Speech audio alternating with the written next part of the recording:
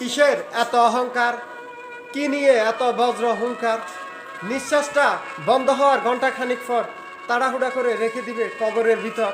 অহংকার হবে বাক্সবন্দি, আমি তার অঘোষিত নজরবন্দি। হতে চাই না অতটা বড়, সাধারণ থাকতে চাই, কমাতে চাই অহংকার আরো।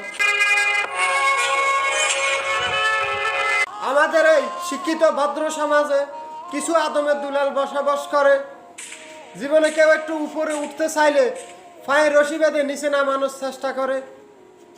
মানুষের সফলতা দেখলে আদমের দুলালরা সহ্য করতে পারে না, এরা সবার সাথে পারে না, কিন্তু গরিবদেরকে দেখলে ছাড়ে না।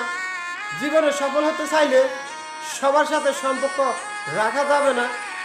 একটা কথা মনে রাখো, সবাই কিন্তু সবার ভালো দেখতে পারে না। শাশুড়ির ছেলেকে লাগে ভালো, শাশুড়িকে না। শ্বশুর বাড়িতে আলাদা খাওয়ার করে কত তাল বাহানা। শ্বশুর বাড়ির কাউকে ভাল লাগে না, ভাল লাগে জামাইকে। মা বাবা মানুষ করে আর অথচ দেখায় শুধু বউকে নিয়ে।